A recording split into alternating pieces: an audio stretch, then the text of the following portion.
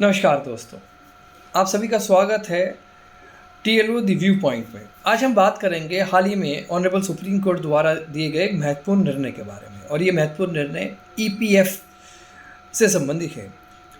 बीते शुक्रवार honourable supreme court ने कर्मचारी भविष्य निधि संगठन, जिसे हम EPF कहते हैं, को लेकर एक बड़ा फैसला सुना है। सुप्रीम कोर्ट ने 2014 कर्मचारी पेंशन संशोधन योजना को कानूनी और वैध ठहराया है। हालांकि कोर्ट ने पेंशन कोष में शामिल होने के लिए 15,000 रुपये मासिक वेतन की सीमा को रद्द कर दिया है। आपको यहाँ ये जानना आवश्यक है कि साल 2014 के संशोधन ने अधिकतम पेंशन योजना योग्य जो वेतन था, ये वेतन मूल वेतन और महंगाई भत्ता मिलाकर था, की सीमा को 15,000 रुपये तक तय किया था। संशोधन से पहले अधिकतम पेंशन योग्य जो वेतन था, मतलब 15,000 रुपये का जो वेतन तय किया गया था पर मंथ, उससे पहले जो वेतन की सीमा थी वो 6,500 रुपये थी। यहाँ ये जानना आवश्यक है कि ये पूरा मामला था क्या। EPFO ने ऑनरेबल सुप्रीम कोर्ट में दलील दाखिल कर Kerala high court, Delhi high court और राजस्थान हाई कोर्ट के निर्णय को चुनौती दी थी। इन तीनों ही उच्च न्यायालयों ने कर्मचारी पेंशन संशोधन योजना 2014 को रद्द कर दिया था। केरला हाई कोर्ट ने 2018 में कर्मचारी पेंशन संशोधन को रद्द करते हुए 15,000 रुपये प्रति माह की सीमा से ऊपर के वेतन में पेंशन का भुगतान करने को कहा था। हाई कोर्ट ने यह भी कहा था कि पेंशन योजना में शामिल होने के लिए कोई कट ऑफ तारीख नहीं हो सकती। ये मुद्दा था। अब ये जानना भी आवश्यक है कि ये मुद्दा का कैसे स्टार्ट हुआ, ये मुद्दा कैसे आया। सन 2019 में सुप्रीम कोर्ट ने केरला हाई कोर्ट के फैसले के खिलाफ कर्मचारी भविष्य निधि संगठन द्वारा दायर SLP को खारिज कर दिया था।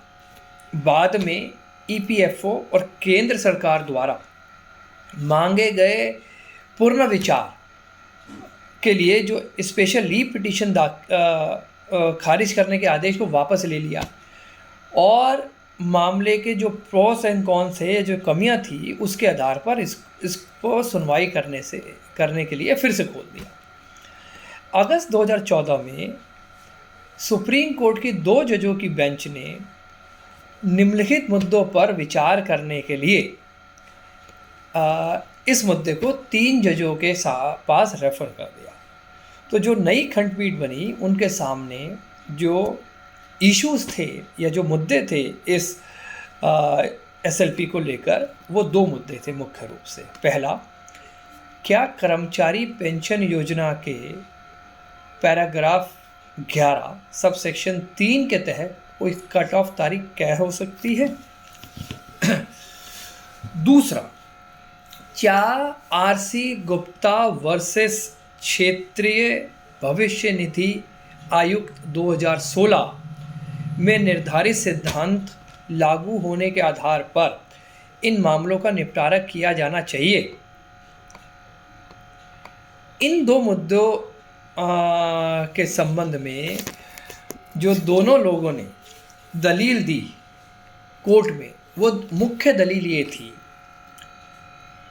जो EPFO की दलील थी। EPFO ने कहा कि पेंशन फंड और प्रोविडेंट फंड दोनों अलग अलग हैं, और प्रोविडेंट फंड की सदस्यता अपने आप में पेंशन फंड की सदस्यता में तब्दील नहीं होगी।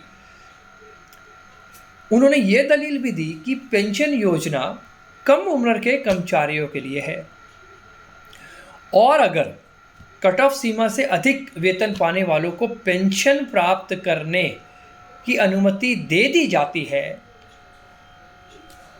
तो ये पेंशन फंड के अंदर एक असंतुलन को पैदा करेगा।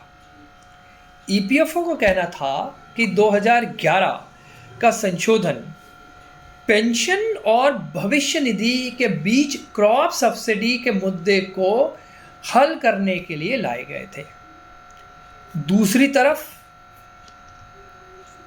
जो पेंशन भोगियों ने सुनवाई के दौरान ईपीएफ द्वारा जो आर्गूमेंट में तर्क दिए गए उनको खारिज करते हुए, विरोध करते हुए ये दलील दी कि मूल रूप से कोष बरकरार रहेगा, जो फंड है वो बरकरार रहेगा और भुगतान ब्याज से किया जाता है, कोष से नहीं।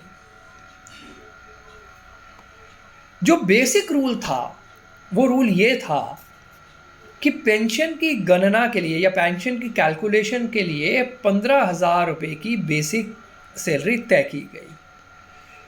एम्प्लॉय पेंशन स्कीम के मुताबिक किसी भी कर्मचारी की पेंशन की गणना करने के लिए 15,000 रुपये बेसिक सैलरी तय है। चाहे कर्मचारी 15,000 रुपये से ज़्यादा बेसिक सैलरी पाता हो, लेकिन उसकी पेंशन 15,000 रुपये के हिसाब से ही तय होती है। इस मामले में मुख्य मुद्दा इसी वेतन को समाप्त करने का था। ऑनरेबल सुप्रीम कोर्ट ने हाल ही में जो निर्णय दिया, उस निर्णय के मुताबिक अब कोर्ट ने अपने फैसले में कहा कि कर्मचारी पेंशन संशोधन योजना 2004 के प्रावधान कानूनी और वैध हैं, और उन्होंने केरला हाई कोर्ट के जो निर्णय था उसको भी बरकरार रखा। पीठ ने यह भी कहा कि जिन कर्मचारियों ने पेंशन योजना में शामिल होने के लिए विकल्प का अभी तक इस्तेमाल नहीं किया है, उन्हें 6 महीने के भीतर ऐसा करना होगा, यानी उनको 6 महीने का और मौका दे दिया, जो बहुत बड़ी बात है। इसके साथ ही बेंच ने यह भी कहा कि 2014 की योजना की उस शर्त को भी अमान्य करार दे दिया जिसके तहत कर्मचारियों को 15,000 रुपये से अधिक के वेतन पर 1.6% का अतिरिक्त योगदान देना होता था, जो एक बहुत बड़ी बात है मुझे लगता है। और इसके अलावा बेंच ने यह भी कहा कि सीमा से अधिक वेतन पर अतिरिक्त योगदान करने की स्वैच्छिक जो शर्त स्वैच्छिक होगी, लेकिन यह भी जोड़ा गया कि निर्णय के इस हिस्से को 6 महीने के लिए निलंबित रखा जाएगा ताकि अधिकारियों को धन जनरेट करने में सक्षम बनाया जा सके।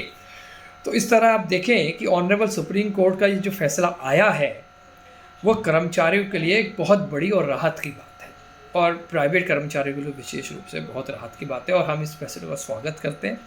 आशा है आपको ये सीरीज ज्ञानवर्धक लगी होगी और आप इसका लाभ उठाएंगे। नमस्कार। आप इसके अलावा भी अगर कोई और इस विषय पर जानकारी चाहें तो आप हमारे YouTube चैनल पर कमेंट करके हमें बता सकते हैं। नमस्कार, धन्यवाद।